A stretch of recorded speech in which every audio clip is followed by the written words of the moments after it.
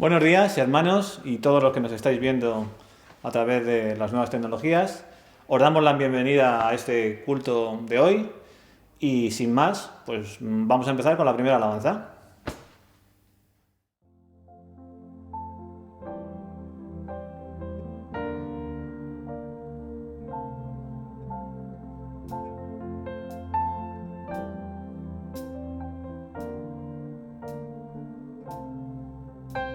Sendas Dios hará donde piensas que no hay. Él obra de manera que no podemos entender. Él me guiará, a su lado estaré. Amor y fuerza me dará. Un camino hará donde no lo hay. Sendas Dios hará donde piensas que no hay. Él obra de manera que no podemos entender. Él me guiará, a su lado estaré. Amor y fuerza me dará, un camino hará donde no lo hay. Por camino en la soledad me guiará, y agua en el desierto encontraré. La tierra pasará, su palabra eterna es. Él hará algo nuevo. Sendas Dios hará donde piensas que no hay. Él obra de manera que no podemos entender. Él me guiará, a su lado estaré. Amor y fuerza me dará, un camino hará donde no lo hay. Por camino en la soledad me guiará, y agua en el desierto encontraré. La tierra pasará, su palabra eterna es. Él hará algo nuevo. Sendas Dios hará donde piensas que no hay. Él obra de manera que no podemos entender. Él me guiará, a su lado estaré. Amor y fuerza me dará, un camino hará donde no lo hay.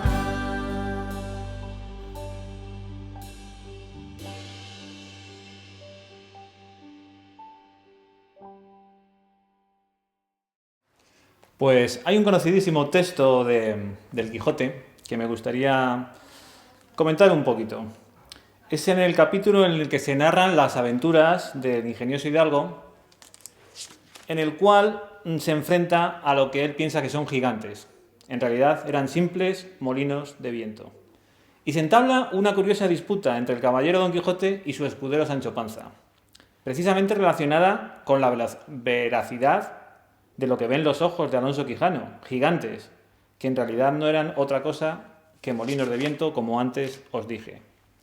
Y que se enzanja con la imposición de la perspectiva del caballero de la triste figura, que concluye con estas palabras. Bien parece, respondió Don Quijote, que no estás cursado en esto de las aventuras. Ellos son gigantes. Y si tienes miedo, quítate de ahí y ponte en oración, en el espacio que yo voy a entrar con ellos en fiera y en desigual batalla. Me parece curioso el texto porque marca como una división clara entre lo que sería la oración y lo que sería el enfrentamiento, en este caso, la batalla. Pareciese como si el autor, Cervantes, se quisiera retrotraer a épocas pretéritas, pasadas, las de la etapa feudal, en las que la sociedad se dividía en tres grupos fundamentales, que eran los oradores, las personas que se dedicaban al mundo de la religión, los velatores, que eran los militares propiamente dichos, y los laboratores, que eran todos aquellos que trabajaban con las manos, ya fuesen artesanos, ya fuesen comerciantes, ganaderos, agricultores. Sin duda podríamos, o en mi perspectiva, resumir este episodio en 5 únicas palabras. Tú oras y yo lucho. Y en este caso concreto, ninguno de los dos trabajamos. Ahora bien, la estratificación social de la que os acabo de hablar, la de los velatores, oradores, pues evidentemente ha perdido toda su importancia y ya no es una realidad. Lo perdió hace mucho tiempo, su importancia. Y más aún en el marco del cristianismo. Y es que no se puede entender la vida, o yo por lo menos no la puedo entender, la vida del creyente sin oración, sin lucha y sin trabajo. Es lo que a mí me gusta denominar como la oración. Esta es una palabra que yo no puedo asegurar que la haya inventado yo, evidentemente, pero que se compone de 2 términos, orar y acción. Todos tenemos claro que la oración es un arma poderosísima. Evidentemente con la oración se pueden lograr cosas increíbles. Pero en mi humilde opinión, en circunstancias concretas, si no va acompañada de acción, pues queda como un tanto coja. Permitidme un ejemplo muy sencillo. Todos o muchas personas de las que estamos aquí, pues en algún momento dado hemos estudiado una oposición. Bueno, pues imaginaros que llega el día que os decidís a embarcaros en esta aventura. Y decís, bueno, tengo más o menos un año para prepararme. Llega el día, ponéis la mesa, colocáis los libros, colocáis un ordenador, vuestros cuadernos, los bolis, los rotuladores para subrayar, todo lo tenéis en la mesa. ¿Y qué hacéis? Empezáis orando. Hasta ahí todo perfecto. Pero una vez que concluye la oración, os levantáis y os vais. Y decís, yo ya he hecho todo lo que tenía que hacer.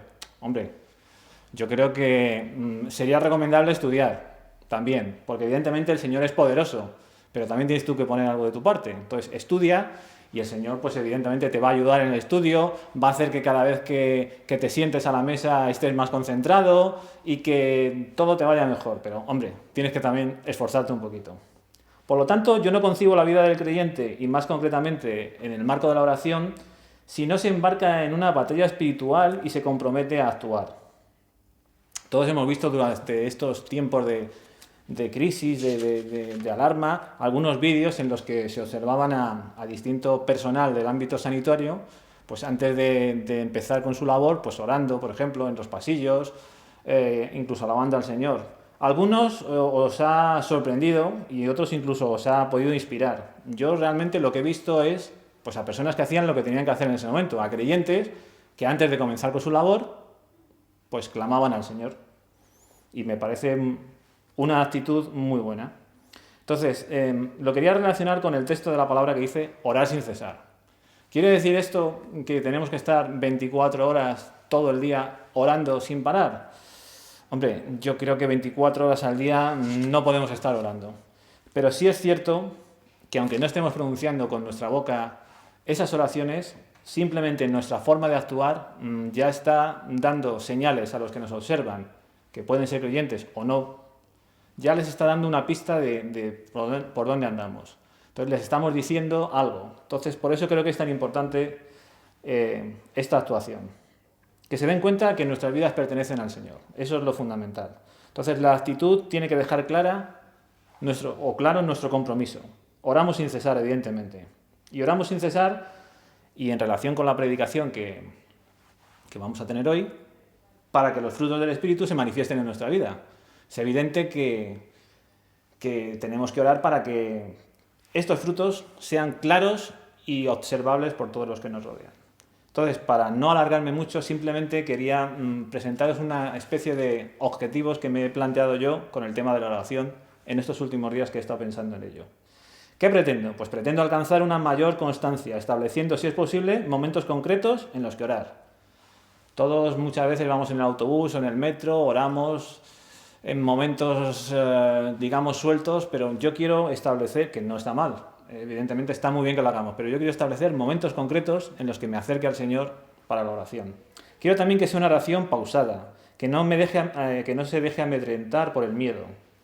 Yo creo que este estado de alarma ha traído cosas buenas y cosas malas, evidentemente. Y una de las cosas malas es que creo que hemos vivido todos en un estado de miedo constante. No sé si a algunos habrá sido mayor el miedo o menor, pero hemos estado muy influenciados por las negativísimas noticias que hemos escuchado. Y creo que eso es uno de los factores negativos de esta situación. Quiero también dar importancia a la calidad, más que a la cantidad. Y es que en la palabra vemos una serie de ejemplos en que oraciones muy concretas, tal vez muy cortitas, pero expresadas con todo el corazón, tuvieron una repercusión muy importante en la vida de las personas que las pronunciaron. Quiero ser más consciente de que cuando estoy orando me estoy acercando al Señor.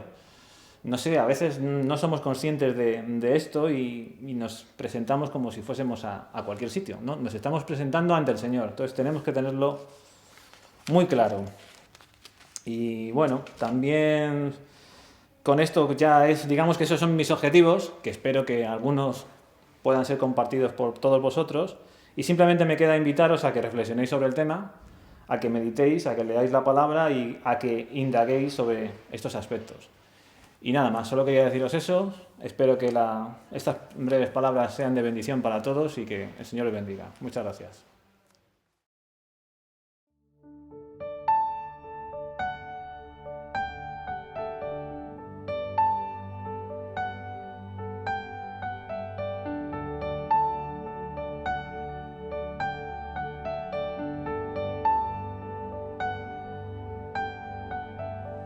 ¿Qué sería de mí si no me hubieras alcanzado? ¿Dónde estaría hoy si no me hubieras perdonado? Tendría un vacío en mi corazón, vagaría sin rumbo y sin dirección. Si no fuera por tu gracia y por tu amor, si no fuera por tu gracia y por tu amor, sería como un pájaro herido que se muere en el suelo. Sería como un ciervo que brama por agua en un desierto. Si no fuera por tu gracia y por tu amor, si no fuera por tu gracia y por tu amor. ¿Qué sería de mí si no me hubieras alcanzado? ¿Dónde estaría hoy si no me hubieras perdonado? Tendría un vacío en mi corazón,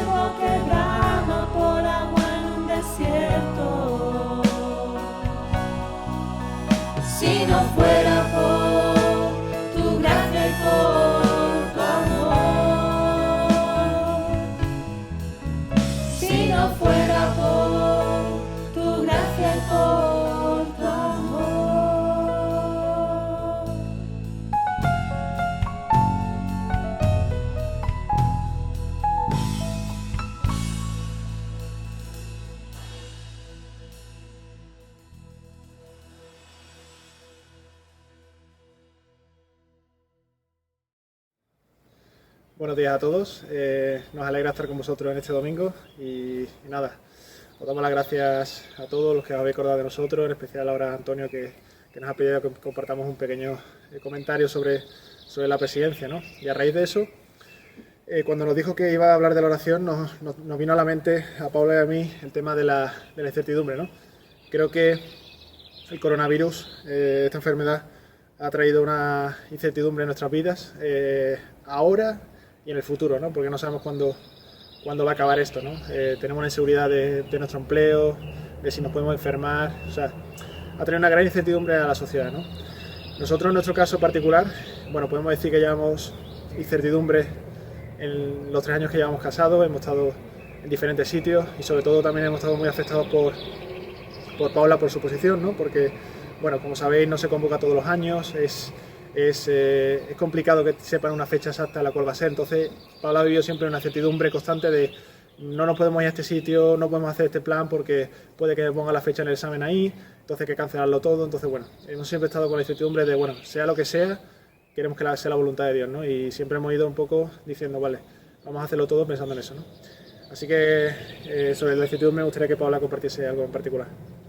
Y en este sentido quería compartir con vosotros, cuando Jesús estaba a punto de morir, se fue a Getsemaní a orar y en el capítulo 22, versículo 40 dice: cuando llegó a aquel lugar les dijo, orad para que no entréis en tentación. Y él se apartó de ellos a distancia como de un tiro de piedra y puesto de rodillas oró, diciendo, Padre, si quieres, pase de mí esta copa, pero no se haga mi voluntad, sino la tuya. También me llamó mucho la atención más abajo cuando dice, en el versículo 44, y estando en agonía, oraba más intensamente.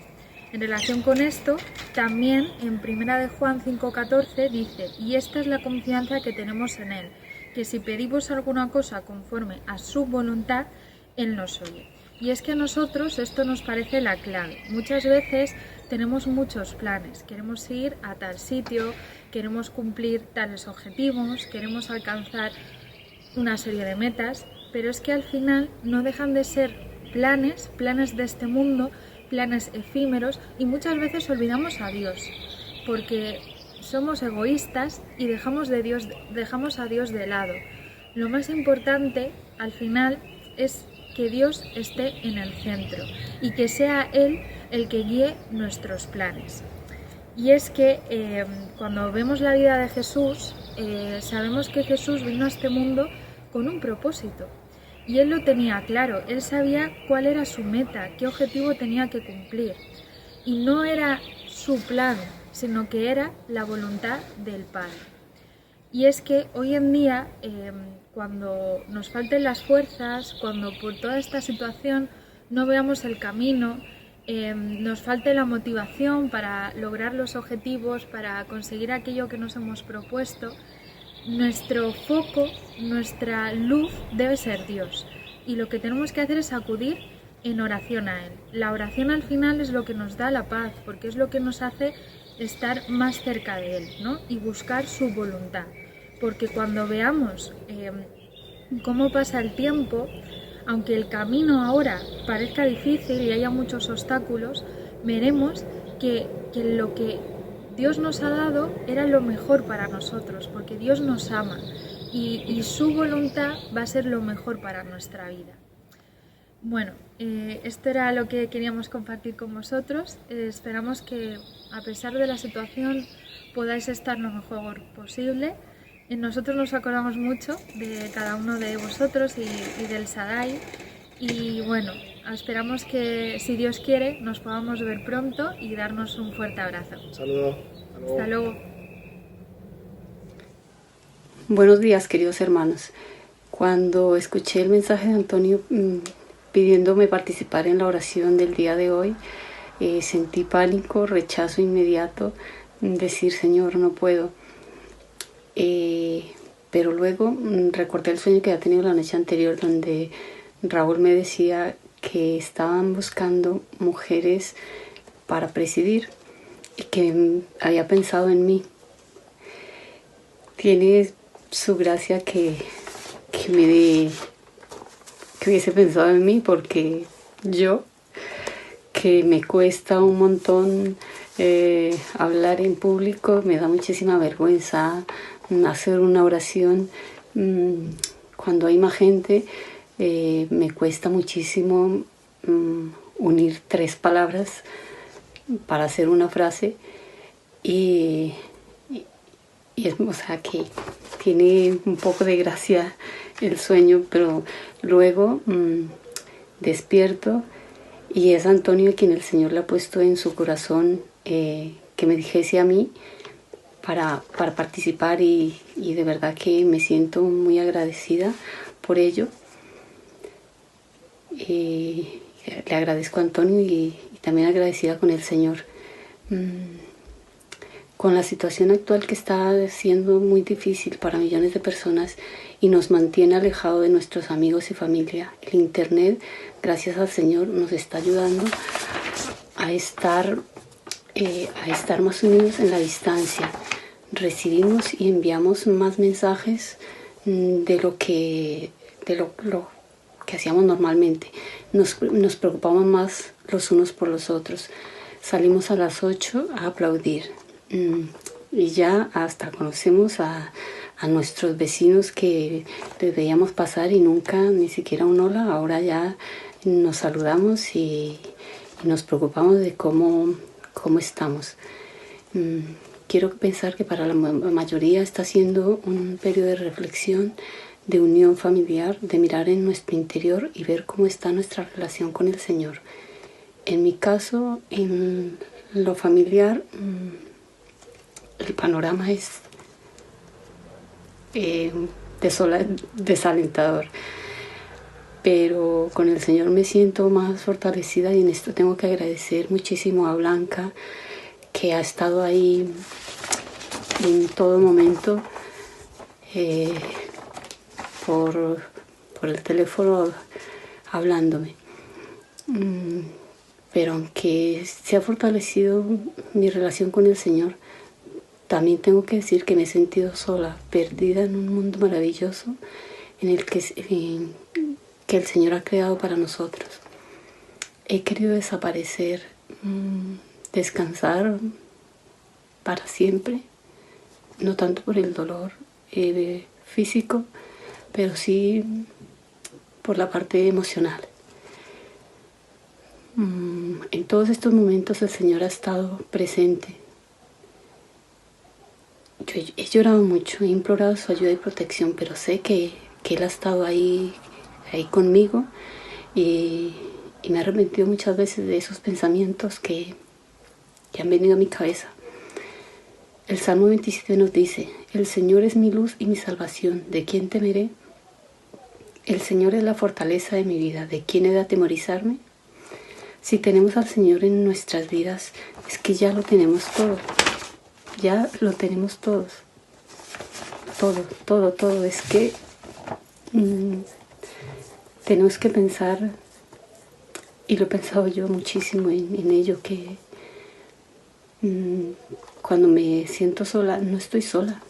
El Señor está conmigo, pero yo no le quiero ver en esos momentos de angustia y de soledad. Él jamás nos abandona, y aunque pasemos un desierto, nuestro refugio es en Él, en su palabra. Tenemos que ser fuertes ahora más que nunca, porque de lo malo siempre sacamos algo bueno, y ojalá cuando todo esto pase salgamos más fuertes. Reconozco que jamás había orado tanto como lo estoy haciendo ahora, porque me he dado cuenta que aunque un desierto acampe contra mí, no temerá mi corazón. Aunque contra mí se levante guerra, yo estaré confiada. Queridos hermanos, que la confianza en el Señor se mantenga firme, porque Él jamás nos abandona. Un abrazo enorme para todos. El Señor nos bendiga y nos siga cuidando. Buen día. Buenos días, hermanos. A propósito de la intervención de Antonio en su presidencia, quiero compartir con vosotros lo que precisamente esta semana estaba leyendo. He comenzado a leer un devocional que se titula 21 oraciones que todo cristiano debería hacer. El autor de este devocional, a lo largo de 21 días, ha seleccionado una serie de textos bíblicos en los que ha basado o ha extraído una idea principal que después traslada a modo de oración. Para que la intervención no sea demasiado extensa, voy a limitarme a compartir con vosotros las oraciones de los 7 primeros días. Y para que después en casa, si queréis, podáis leer con detenimiento los textos bíblicos en los que se basan, os lo voy a comentar. La primera oración es: Señor, ayúdame. Y el texto sugerido es el Salmo 40, versículos del 1 al 17, con especial énfasis en este último. Esta sencilla oración se fundamenta en la humildad. Si no reconocemos que necesitamos la ayuda del Señor, el acto de orar no tiene sentido, independientemente de cuál sea el propósito de la oración que hagamos. Debemos, pues, en primer lugar, confesar en nuestra oración nuestra absoluta dependencia de Él. La segunda oración es: Señor, centra mi atención. Mateo 6, versículos 25 al 34. Y es que debemos afrontar la realidad de que nuestra tendencia natural es a apartarnos del Señor, al dejar que nuestra mente y nuestro corazón se llenen de cosas terrenales. Con esta oración estamos pidiendo a Dios que vuelva a capturar nuestros corazones. La tercera: Señor, lleva mi carga. Mateo 11, versículos 25 al 30. Hasta que el Señor retorne, debemos confiar y depositar nuestras preocupaciones en Él. No fuimos creados para soportar la carga que supone vivir con miedo, con ansiedad y depresión. Y a través de esta oración podemos hablar con Dios y deshacernos de todo aquello que pesa en nuestro corazón y en nuestra mente. La cuarta: Señor, lléname. Juan capítulo 16, versículos 1 al 15 y capítulo 14, versículo 12. Gracias al Espíritu Santo podemos ser guiados, fortalecidos y animados en la prueba. Gracias a Él podemos comprender cosas que de otra manera nos serían imposibles. Quinta oración: Señor, enséñame. Hebreos capítulo 5, versículos 11 al 14. Uno de los objetivos que deberíamos tener como cristianos es el crecimiento continuo. Y esto implica nuevamente ser humildes y reconocer que no lo sabemos todo. Y debemos también hacer el esfuerzo de luchar contra los principales enemigos, que son la pereza y el orgullo. Debemos orar pidiendo crecer en fe y en conocimiento de Dios. Sexta oración: Señor, guíame. Proverbios capítulo 3, versículos 5 y 6. Si nos paramos a pensar, todos actuamos motivados por diferentes intereses, incluso movidos por emociones o influenciados por personas. Actuamos condicionados por el entorno cultural en el que hemos crecido o en el que estamos viviendo actualmente. Actuamos condicionados por las personas que nos rodean, y hoy en día con las redes sociales pues todavía más se hace más patente. Y es por esta razón por la que la Biblia nos insta a pensar detenidamente qué es lo que nos guía y a escoger con sabiduría nuestras influencias. Debemos orar a Dios pidiendo por sabiduría, dirección, claridad, es decir, pedir por la guía que supone la persona de Jesús. Y por último, Señor, transfórmame. Romanos capítulo 12, versículos 1 y 2 y 2 de Corintios capítulo 13, versículos 17 y 18.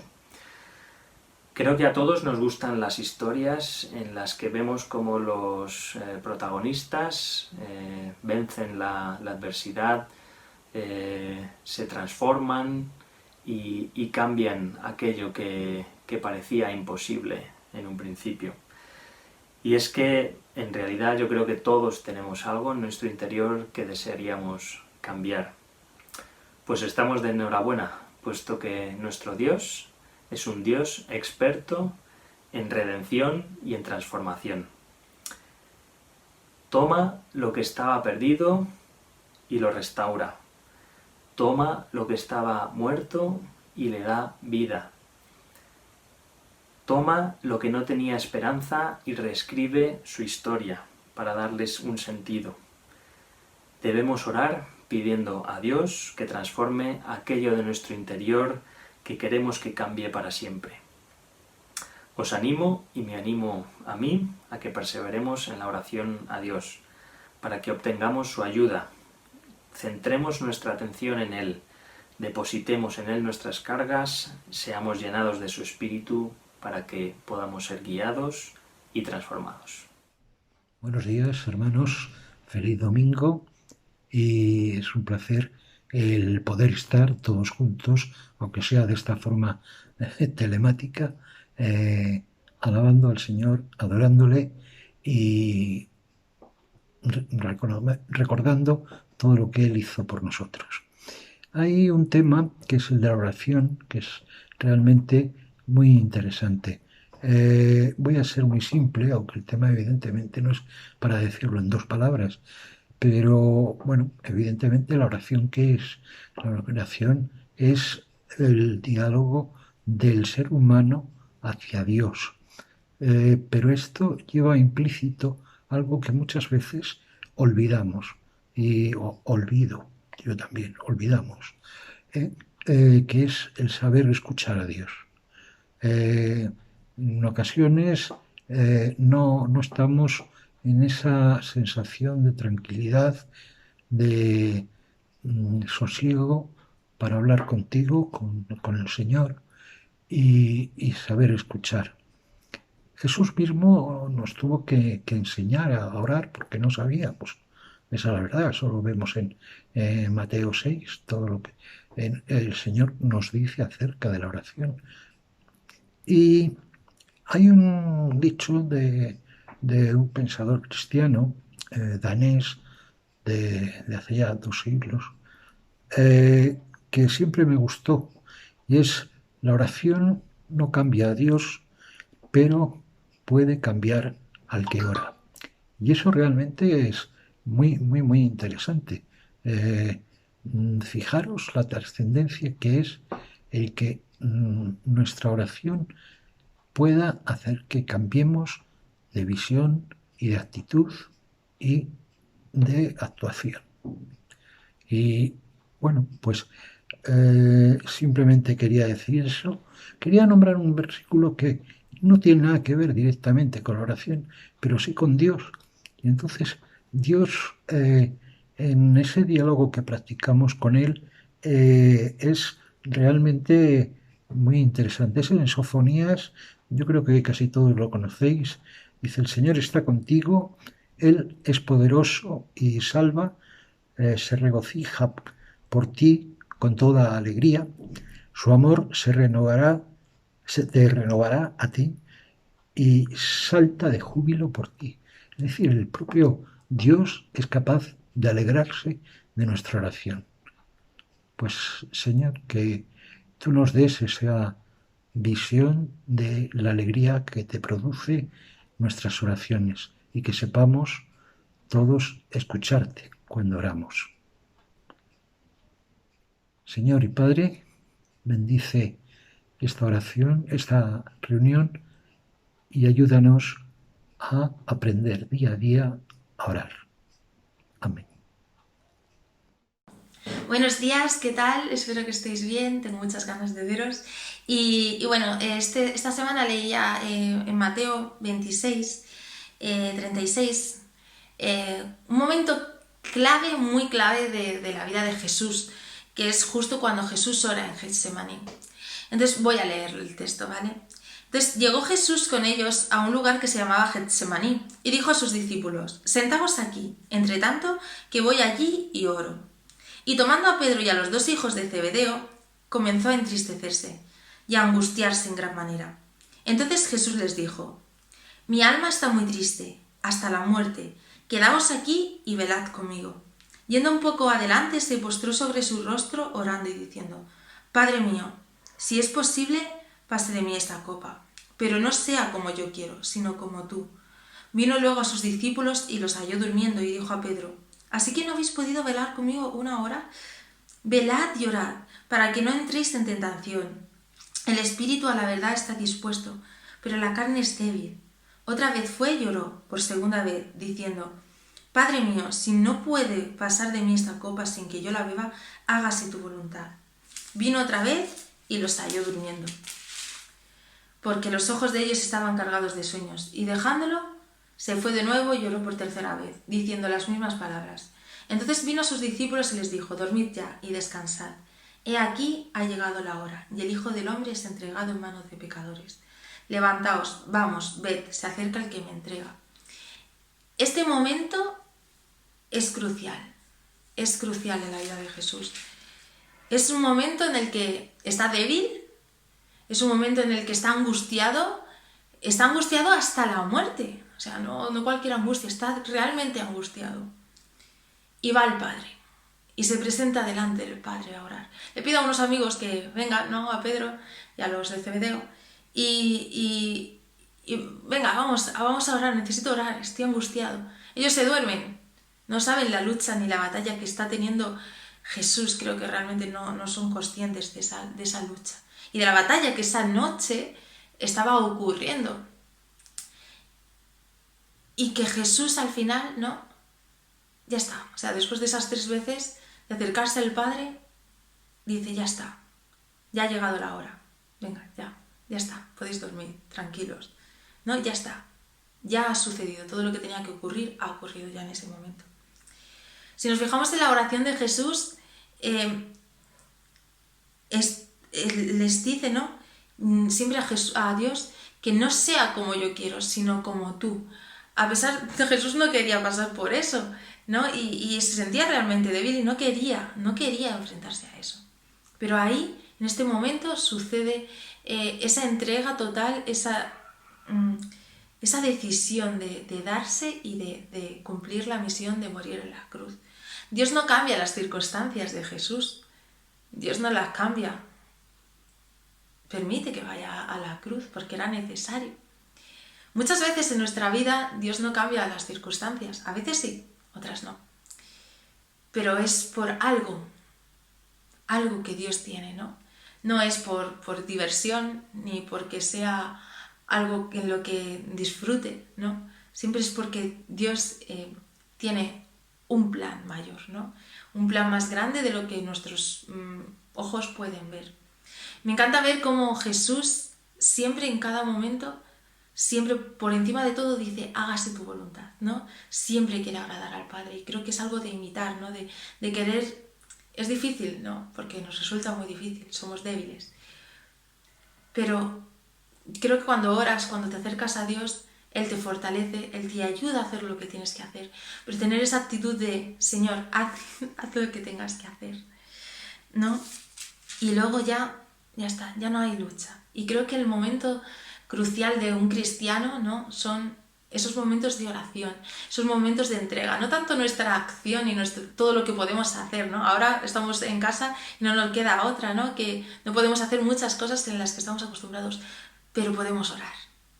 Y la oración es clave en nuestras vidas, ¿no? Y lo fue en la vida de Jesús y lo debería de ser en la nuestra, porque creo que veríamos muchas cosas distintas, ¿no? Y creo que podemos dar gracias a Dios por su sacrificio, por su entrega, es que Jesús se separó por primera vez de su preciosa relación, ¿no?, con la Trinidad y Dios Padre. Y es que se separase, que sufriese todo lo que sufrió, que cargase con todos nuestros pecados. Creo que podemos ser conscientes realmente cuando vayamos a tomar el pan y el vino de lo que pasó, ¿no? Y imitar. Creo que es importante imitar a a Jesús todo lo que podamos y hacer como hacía, ¿no? Acercarnos al Padre, acercarnos en oración y estar dispuestos a que Dios haga su voluntad en nosotros.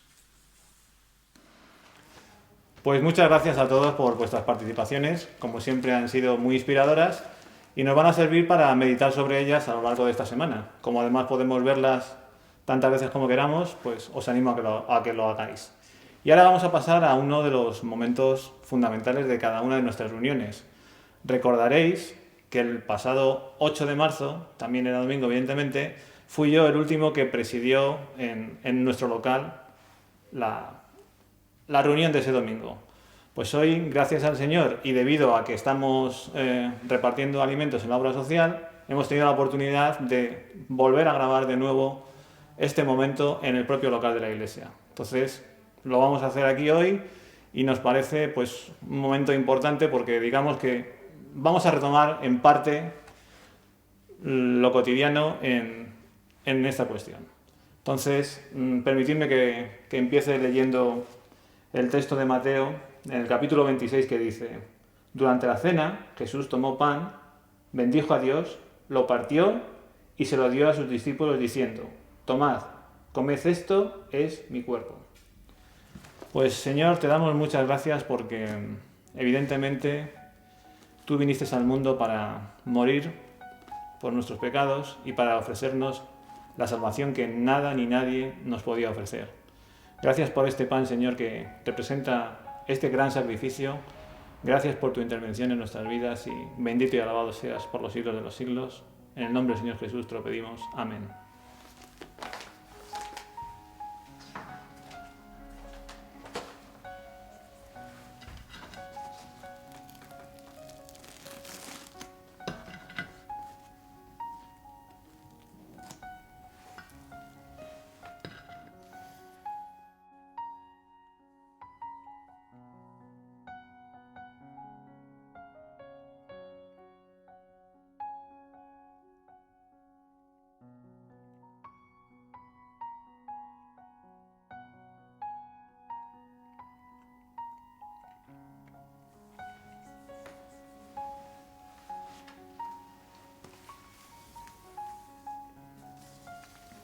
Tomó luego en sus manos una copa, dio gracias a Dios y la pasó a sus discípulos, diciendo: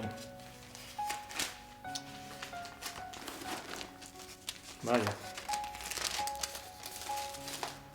bebed todos de ella, porque esto es mi sangre, con la que Dios confirma la alianza, y que va a ser derramada en favor de todos, para perdón de los pecados.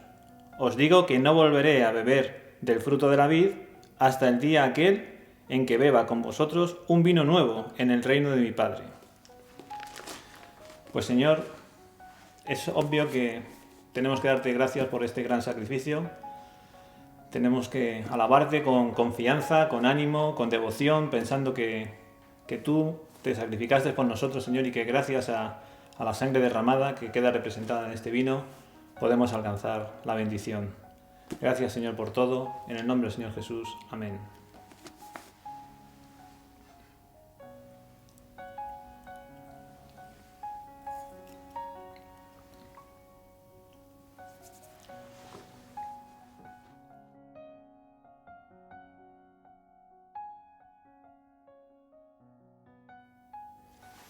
Bueno, hermanos, una vez que hemos terminado con los símbolos, pues vamos a pasar a la predicación. O sea que, Esteban, en tus manos está la predicación ahora. Piensa en alguien que te haya tratado últimamente bien, que te haya tratado con paciencia, con amabilidad, con simpatía. Seguro que, llevamos 2 meses confinados, ¿no? Y seguro que no hemos visto muchos de nosotros a tantísimas personas, pero estoy seguro de que de algún modo, haya sido viéndose físicamente o a través de una llamada o a través de un mensaje, hemos experimentado todos esto. Alguien nos ha tratado bien. Y qué gusto, ¿no? Cuando sucede esto, cuando se nos trata bien. A veces, sí es cierto también, es más fácil disfrutar de cuando alguien nos trata bien que el hecho de nosotros tratar bien a los demás, sobre todo en ciertas circunstancias, ¿no? Tensas, etcétera. Imagino que todos sabemos de lo que hablamos. Es verdad que la satisfacción después seguramente es incluso mayor por haber tratado bien a una persona, pues cuando naturalmente no te resulta o no me resulta sencillo, pero también es cierto que cuesta. Pues ese tipo de persona que trata bien a los demás y mucho más es lo que Dios espera de nosotros. Estamos viendo en estas últimas semanas una serie en torno al fruto del Espíritu, tal como nos lo cuenta el apóstol Pablo en la carta de Gálatas, ya casi al final. Nos habla del fruto del Espíritu, y hablamos de eso porque es clave para el objetivo también que tenemos como comunidad que sigue a Jesús. Podríamos pensar el fruto del Espíritu, ¿no? Y que es una cosa más a nivel individual, ¿no? Que sobre todo el efecto es individual, pero aunque es cierto que hay transformación que sucede dentro de nosotros, el efecto en nuestra convivencia es radical. Y hoy vamos a seguir con ello. Podríamos pensar, como digo, bueno, pues eso es una cosa individual, para nada. Queremos ser la comunidad que Jesús espera de nosotros. Y esta manera de manifestar el fruto del Espíritu es algo que va a cambiar y que cambia totalmente nuestras relaciones y nuestra manera de experimentar esa convivencia. Hace 2 semanas, empezando esta serie, veíamos cómo había esa lucha de la carne y el espíritu. Andar en la carne o andar en el espíritu. La carne, haciendo referencia a todos esos deseos, pasiones, tendencias que nacen de nuestro propio corazón y que nos podemos dejar guiar por ellas, pero que son en definitiva malas para nosotros. Hablábamos de algunas como, por ejemplo, envidias, como celos, como enemistades, disensiones, etcétera, adulterio, tantas otras cosas también de índole sexual. Y eso está ahí, en nosotros, esa naturaleza carnal. Pero al mismo tiempo, Dios lo que quiere es, aunque eso está ahí, que nos dejemos guiar por el Espíritu. Un espíritu que va a generar la tendencia totalmente contraria. Y el primer día veíamos 3 manifestaciones del Espíritu. Ese Espíritu Santo, ese Espíritu de Dios que viene a vivir a nuestra vida cuando decidimos aceptarle, y Él quiere generarlas. Vimos el primer día, como decía, 3. Veíamos el amor, el gozo y la paz. La semana pasada la vimos. Y no es que si no tienes a Jesús no puedes manifestar esas virtudes positivas, para nada. Al final la Biblia nos habla de que hemos sido creados todos, los creyentes y los no creyentes, a imagen y semejanza de Dios. Por lo tanto, aunque de modo muy muy imperfecto siempre, pero podemos mostrar en parte esas virtudes que son propias de Dios. Es decir, una persona sin el Espíritu Santo puede manifestar en parte, en ocasiones, esas virtudes, y no es una persona que va a estar todo el rato sin cesar haciendo todo lo malo. Pero Dios nos llama a otra cosa mucho más allá, y es no simplemente reflejar esos aspectos de vez en cuando, sino que vivamos, andemos, caminemos, seamos guiados por el Espíritu Santo. Ese es el objetivo. Y hoy vamos a ver, al igual que la semana pasada vimos 3 de esas manifestaciones, hoy vamos a ver otras 3. Está en Gálatas 5:22, y vamos a hablar de la paciencia, de la benignidad y de la bondad. Vamos a empezar por la paciencia. La paciencia, esa constancia de ánimo, ese soportar las situaciones difíciles que vienen a nuestra vida, que nos provocan sufrimiento, que son una contrariedad, que son incluso a veces extremado persecución. Todas esas dificultades, todos esos sufrimientos, esas circunstancias dolorosas, soportarlas con ese ánimo, ir hacia esa adversidad y soportarlo, superarlo con un ánimo que no pierde los nervios, que no pierde los papeles. Es afrontar una adversidad y no dejarse llevar por los malos gestos, no estar buscando a quién se puede culpar, no estar buscando cómo vengarnos de esa persona o esa circunstancia que nos ha podido provocar lo que estamos viviendo. Así que es ese carácter templado que, a pesar de la dificultad, mantiene los papeles y avanza sin machacar a nadie, sin dejar cadáveres por el camino. Esa paciencia me recuerda, aunque no es exactamente un símil perfecto, pero me recuerda, no sé si la habéis escuchado, la versión 2020 de la canción Resistiré. Vamos, es el himno de esta pandemia, así que seguro que la mayoría lo habéis escuchado. Tantos artistas actuales de diversas generaciones que han dado un retoque, ¿no?, a la canción y la han llevado a nuestra situación actual. A nivel musical la han también actualizado y además ha cobrado ese sentido, ¿no?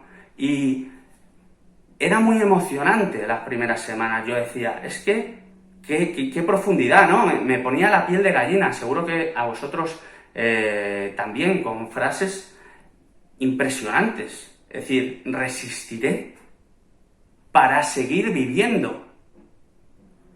Y aunque los sueños se me rompan en pedazos, resistiré, etcétera, ¿no? Y otras frases que tienen una carga y una intensidad que son impresionantes. Y a mucha gente yo creo que le ha venido bien esa canción. A mí mismo me ha venido bien, la verdad, sobre todo al principio, pero todavía hoy, ¿no? El decir, vamos, hay que resistir. Estamos en un momento de sufrimiento.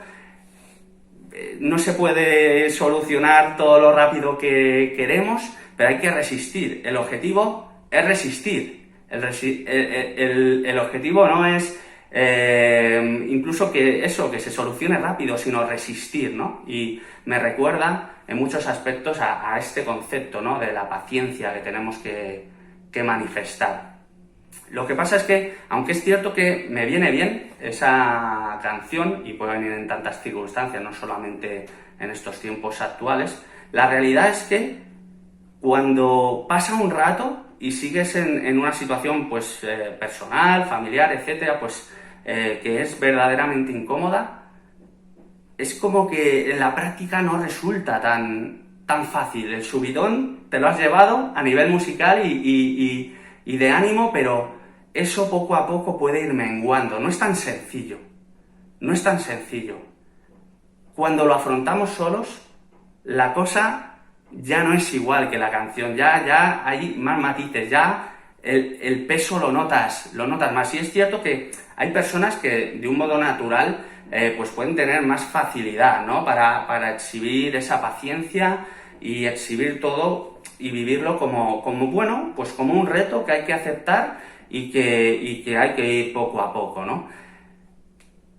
Lo bueno para los que deciden seguir a Jesús y tengan la capacidad natural, podríamos decir, que cada uno tenga en base a su personalidad, a su temperamento, lo bueno es que el Espíritu Santo, es decir, Dios que viene a vivir en nosotros y que quiere guiarnos, está ahí para eso mismo, para provocar esa paciencia en nosotros. Por eso es un fruto del Espíritu, porque Él es el que genera, si le permitimos, genera esa manifestación en nosotros. Vamos creciendo poco a poco en paciencia. Y lo bueno es que es el objetivo de Dios esto mismo. El objetivo de Dios es que a través del Espíritu Santo cada día seamos más como Jesús. Esa es la meta y nos lo expresa en 2 de Corintios 3:18. Dice, nosotros todos, está escribiendo el apóstol Pablo a la iglesia en la ciudad de Corinto, nosotros todos, mirando a cara descubierta, como en un espejo, la gloria del Señor, somos transformados de gloria en gloria en la misma imagen, como por el Espíritu del Señor. Es decir, una meta que tiene fundamental Dios, la fundamental en nuestra vida, es que cada día seamos más como Jesús. Y no lo vamos a lograr en nuestras fuerzas, sino como dice este texto que hemos leído en 2 de Corintios, es que va a ser en las fuerzas del Espíritu que nosotros vamos a avanzar en esa paciencia. Y hablamos de que Dios tiene por objetivo que nosotros seamos cada día más como Jesús. Entonces la pregunta sería, vale, pero entonces, ¿cómo exhibió Jesús esa característica? ¿Cómo vivió Él la paciencia? Pues a final del Evangelio de Lucas, en el capítulo 23, vemos cómo Jesús va a una cruz y va a morir. Va a morir para que todo aquel que crea en Él como Señor, como Salvador, y viva para Él, tenga vida eterna. Y Él en esa cruz nos va a dar la libertad, porque va a pagar por el precio de nuestros continuos errores y separación de Dios. Y Él está ahí en esa cruz y ya está crucificado. Y está sufriendo de un modo agónico, una muerte muy injusta, un método, el de la crucifixión, que era pues preponderante en el Imperio Romano, era una forma pues para los más villanos. Darle muerte de ese modo tan cruel, tan doloroso. Y hay tantas personas en esa escena mirando a Jesús y disfrutando de que Jesús esté muriendo porque es su enemigo, porque no soportan a Jesús. Y en ese momento tan injusto y de tanto sufrimiento, Jesús dice a Dios, Padre, perdónalos porque no saben lo que hacen. Qué impensable esa reacción, ¿no? Te han llevado a la muerte, lo están disfrutando. Lo normal es que se hubiera dicho, les deseo lo peor del mundo. Y sin embargo, Jesús no es neutral, no es que no maldiga, es que bendice, busca lo mejor para sus enemigos. En ese momento de sufrimiento, Él con paciencia soporta esa prueba y su carácter es el de no arrasar con nadie, sino buscar su propio bien. Y esa paciencia es la que el Espíritu Santo quiere construir en nuestra vida, porque la meta es ser cada día más como Jesús. ¿En qué áreas de nuestra vida necesitamos desarrollar un poco más esa paciencia? ¿Qué circunstancia estamos viviendo en el día de hoy? Quizá ya van años de vivir esa circunstancia y es tan complicado vivir esa paciencia. ¿En qué situación estás tú? ¿En qué situación estoy yo? ¿En qué área necesito desarrollar esa paciencia? También, ¿hacia qué personas necesito desarrollar esa paciencia? Pues personas que, seamos sinceros, pues a veces nos cuestan más un cierto tipo de personas a cada uno, ¿no? ¿Cómo podemos desarrollar esa paciencia en nuestra vida? Así que una de las manifestaciones que hemos dicho que íbamos a ver, el de la paciencia, lo vemos en el ejemplo de Jesús y es una cosa que está ahí para nosotros avanzar en ello. Otra manifestación del fruto del Espíritu, de la diferencia que el Espíritu Santo genera en nuestra vida y nos transforma, es la benignidad. La benignidad entendido como un carácter afable, benévolo. Hay traducciones que lo traducen como amabilidad. Es ese carácter amable, simpático. Eso también es algo que nosotros necesitamos desarrollar en nuestra vida, esa actitud. Y lo podemos ver también en la vida de Jesús, porque al final es nuestro referente y a quien nos tenemos que asemejar. Y vemos cómo Jesús, a lo largo de los evangelios, está plagado de momentos en los que Jesús se relaciona con todo tipo de personas, tanto adultas como niños, y Él trata de este modo amable y generoso a todas las personas, incluso a esos sectores sociales que no tenían ningún tipo de dignidad, que sus semejantes lo rechazaban como si fueran indignos, y sin embargo ahí está Jesús tratando de un modo adecuado, pase lo que pase, a todas esas personas. Y decía también a los niños, y fíjate, a veces los niños se acercaban para estar más cerca de Jesús, pero había gente que decía, por favor, que no estén aquí. ¿Por qué? Porque están molestando al maestro. Jesús es una persona distinguida. ¿Cómo se van a acercar los niños? No estamos aquí para perder el tiempo. Y vemos, por ejemplo, en el Evangelio de Marcos, cómo Jesús dice, dejad a los niños, venid a mí y no se lo impidáis, porque de los tales es el reino de los cielos. Estaba hablando de esa humildad, de esa capacidad para confiar propia de los niños.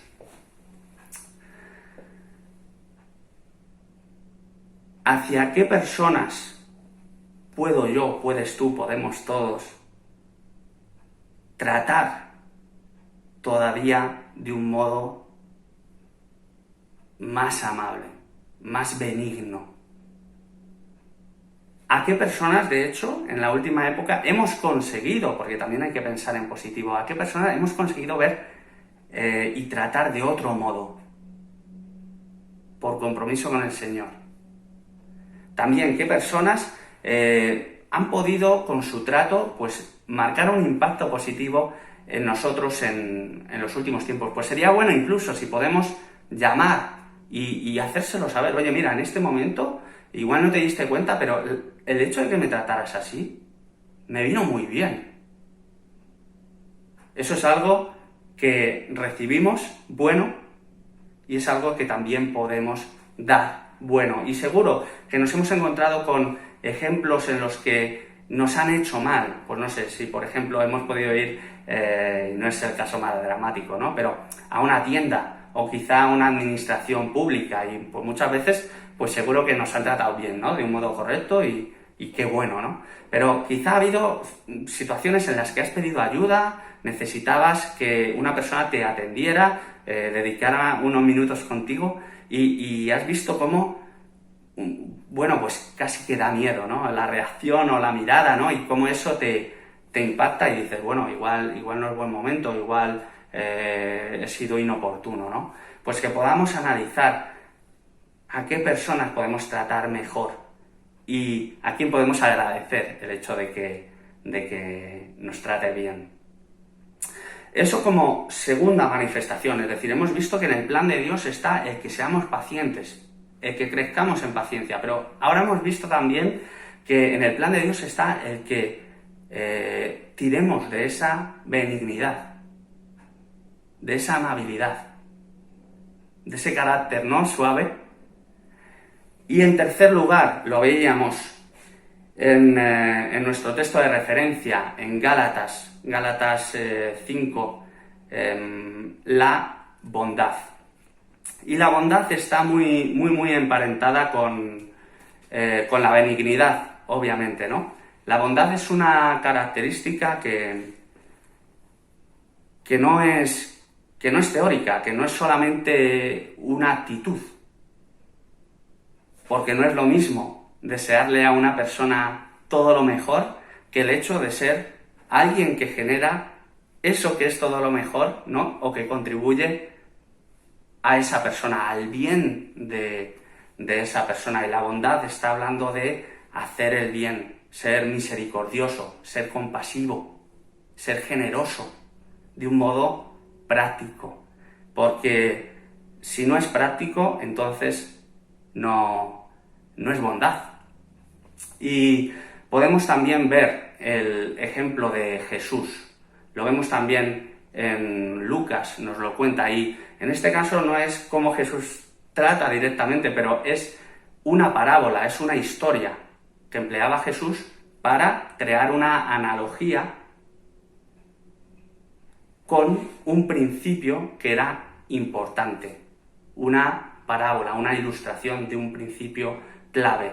Y hay uno que conocemos muchos, que es la parábola del buen samaritano, y era un extranjero que iba por un camino y se encontró con una persona malherida, la habían atacado y estaba ahí tirada, malherida, y habían pasado otras personas que eran de la misma nación de esa persona que estaba herida, y no le prestaron ninguna atención. Y sin embargo, esta persona de fuera, cuando ve al herido, que además era un herido al cual no conocía, pues lo acoge, busca para él un lugar donde residir hasta que estuviera bien, que tuviera el alimento, el cuidado también para recuperarse, y además pagó todo esta persona.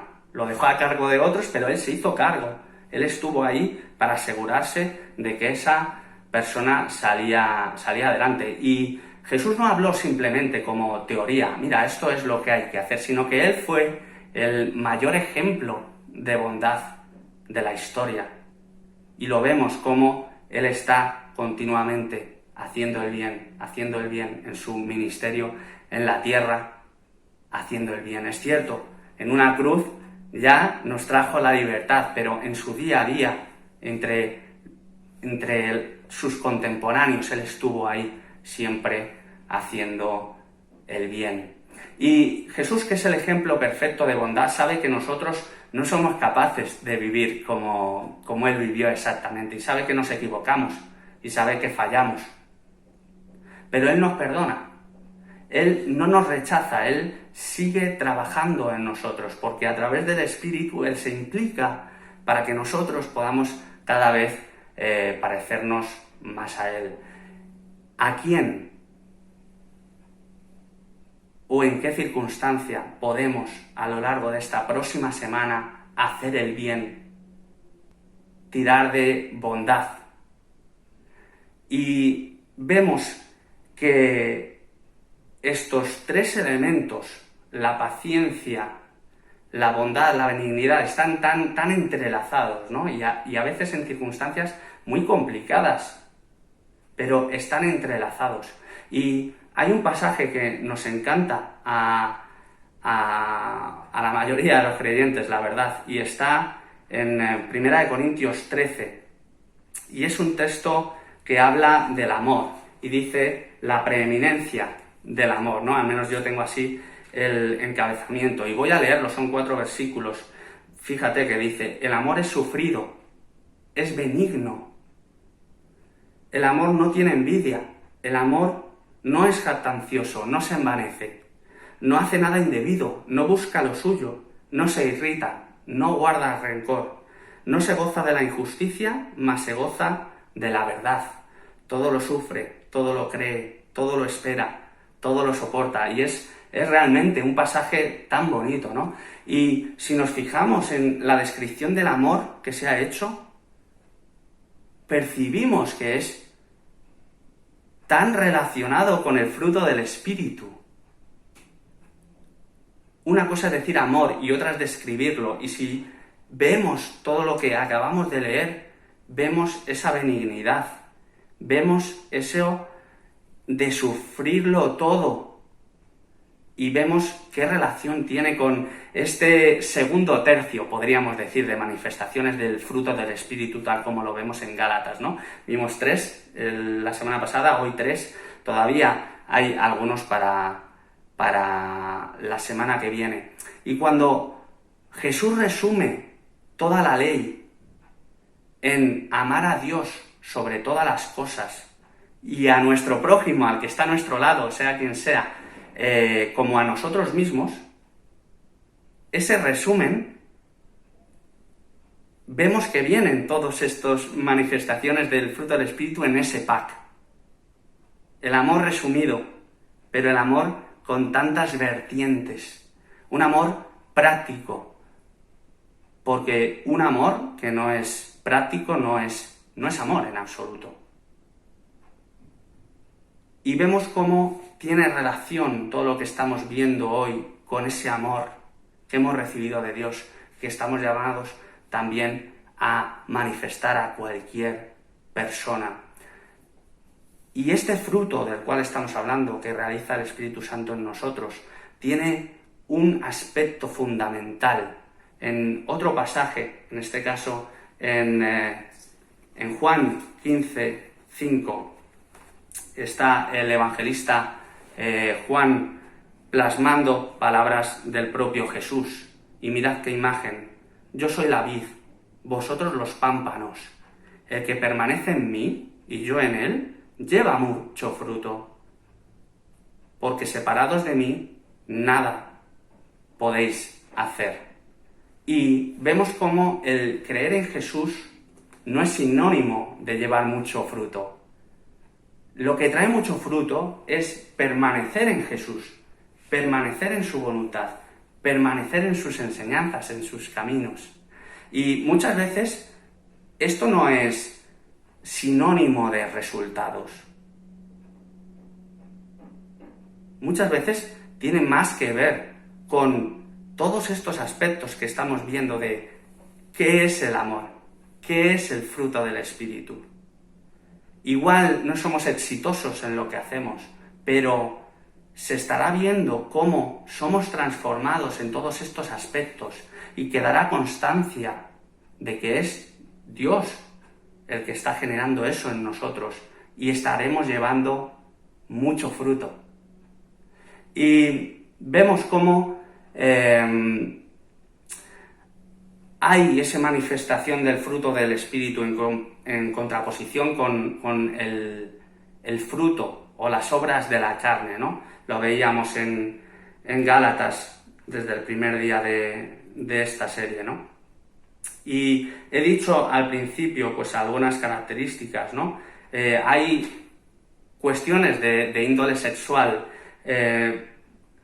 y otras que no lo son y que es más en relación pura y dura dentro de, por ejemplo, nuestra comunidad. Es un ejemplo porque ese es el objetivo de este año para nosotros, pero se puede extrapolar a cualquier tipo de relación social, ¿no?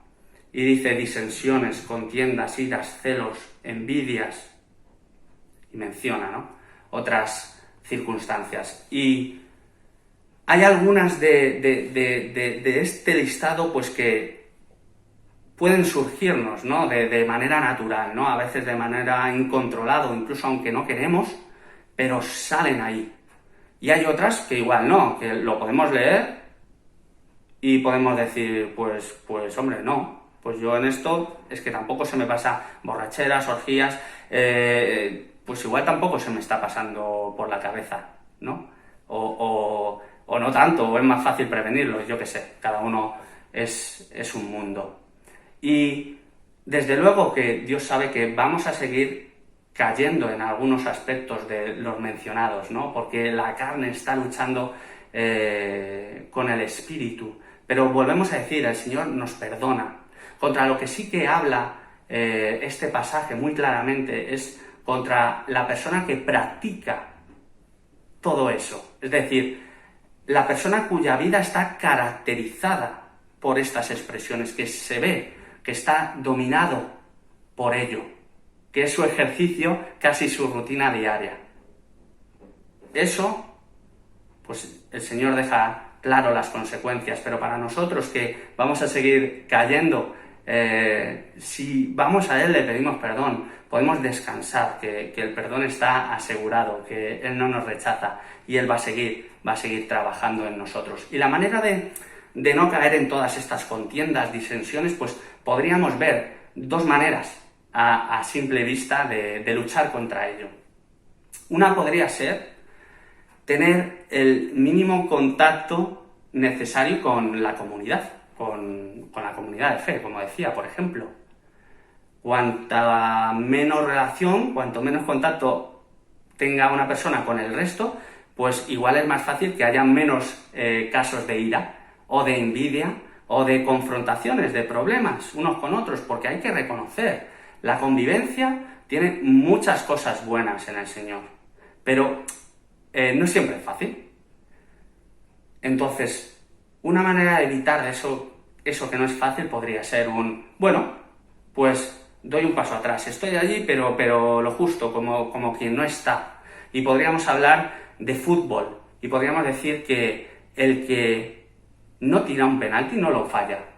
Si es matemático, tú no tiras penalti, tú no vas a fallar un penalti. Y incluso puedes haber perdido ese partido, no haber dado la cara, pero tú podrías ir al vestuario y decir, o poniéndome en mis palabras, yo no he fallado. Hemos perdido, pero yo no he fallado el penalti. Yo no tengo tacha. Yo no he causado aquí nada. Pero sin embargo, hemos perdido todos.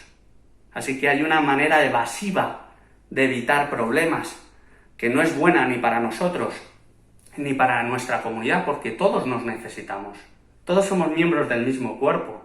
Todos somos miembros del cuerpo de Jesús, que es la Iglesia, y que Jesús capitanea. Pero ahí tenemos que estar todos. Y hay una segunda manera que lo dice en el versículo 24 de nuestro texto de referencia, en Gálatas 5:24, dice, los que son de Cristo han crucificado la carne con sus pasiones y deseos. Y cuando pensamos en la cruz y en la crucifixión, nos viene a la mente Jesús. Qué acto tan maravilloso Él ha llevado a cabo por nosotros, nos ha traído la libertad. Pero encierra más realidades. Y vemos cómo en una carta cuando escribe Pablo a los creyentes en Roma, dice que nosotros hemos muerto al pecado. Es decir, hemos estado de algún modo en aquella cruz y se han quedado crucificados el servicio al pecado. Hemos muerto al pecado. No significa que no vamos a pecar, pero no nos vamos a dejar guiar presos como esclavos por el pecado. Ahí queda crucificado. ¿Y para qué? Para empezar una nueva vida, dice ese texto, esa explicación de Pablo a los creyentes en Roma. Empezar una nueva vida en el Espíritu, en los caminos del Señor. Y esa es realmente la manera, es crucificar el pecado. Y aunque todavía nos vaya a hacer estragos, somos realmente ya siervos del Espíritu, siervos de la justicia. Y no sé si vamos a ir, seguramente, bueno, no quiero ser agorero, pero imagínate, cuando vamos a la playa, quizá este año no, espero que sí, pero bueno, ya lo veremos. Cuando vamos a la playa, si tenemos intención de bañarnos, llevamos pues por lo menos una toalla y un bañador. Pero si por el contrario vamos a una boda, no llevamos el bañador, ni llevamos la toalla, o al menos eso espero. Nos vestimos de un modo adecuado, que sirve a un fin, un modo adecuado, correcto, para la ocasión. Y así de sencillo, igual así de decir, bueno, qué simpleza de idea, ¿no? Pues claro que es así. Pues justo después, en esa línea, o al menos me lo transmite a mí, habla el apóstol Pablo. Dice que tenemos que trabajar, entre otros aspectos, hoy los que estamos viendo concretamente, esa paciencia, esa amabilidad, esa bondad. Nos lo dice y deja un alegato final. Y dice en el versículo 25, si vivimos por el Espíritu, andemos también por el Espíritu. Y dices, bueno, claro, es de perogrullo, ¿no? Pero claro, si es Dios el que nos ha dado una nueva vida por el Espíritu, ¿cómo no vamos a dejarnos guiar por Él? ¿Cómo vamos a vivir a medias entre la voluntad de Dios, pero también la nuestra propia? Sería como ir a esa boda con bañador. Entonces, si vivimos por el Espíritu, entonces es de cajón, vivamos por el Espíritu, andemos en el Espíritu, aunque no es fácil. Yo sé que es mucho más fácil predicar sobre todas estas cuestiones que ponerlo en práctica. Me parece que es así, porque lo sé en mi propia vida, pero tenemos ese reto todos de ir creciendo a semejanza del Señor Jesús. Y no caminamos solos. No solamente caminamos también con la ayuda de nuestros hermanos en la fe, sino es que Dios mismo, con su poder transformador, está ahí, comprometido, para que nosotros crezcamos en ese fruto.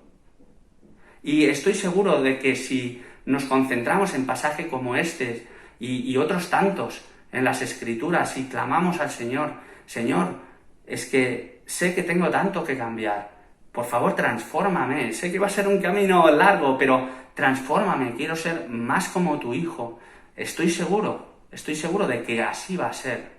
Y eso va a honrar a Dios, desde luego. También va a ser muy beneficioso para nuestra vida, puesto que vivir como Él quiere, eso trae cosas buenas y nos ahorra de muchos problemas también. Pero también va a ser de impacto para nuestra vida en comunidad. Y desde luego para tantas personas que todavía no conocen al Señor Jesús, el ver cómo nos unimos todos y crecemos en ser más como Jesús, eso va a traer un impacto. Y ese Jesús, esa persona tan maravillosa que está amándonos tanto y que es tan fundamental en nuestras vidas, quiere llegar a muchas más personas. Y no hay nada mejor que dejemos que el Espíritu obre en nosotros y entonces habrá más personas que digan, yo quiero eso. Sé que esa persona, ese creyente es imperfecto, pero veo algo de Jesús ahí. Y ojalá esa persona pueda aceptar a Jesús, porque es un regalo que es para todos. Dios nos ama tanto y es un Dios amoroso que tenemos que saber transmitir a los demás a través de nuestras vidas. Estoy seguro de que así va a ser. Ánimo, merece la pena. Pues muchas gracias, Esteban, por esta predicación. Como siempre y como todas las predicaciones han sido de gran bendición. Os damos también las gracias a todos los que nos estáis viendo. Esperamos que todo lo que habéis escuchado sea motivante para vuestras vidas. Os queremos recordar que el jueves, Dios mediante, tendremos la reunión de oración a través de Zoom. También recordaros y deciros que todos los domingos, de momento, vamos a estar teniendo estas reuniones a través o en forma virtual. Y sobre todo, no os olvidéis de suscribiros al canal de YouTube, que es muy importante, y a través de él vais a encontrar muchas cosas de bendición. Que el Señor os bendiga y bienvenidos a todos. Muchas gracias.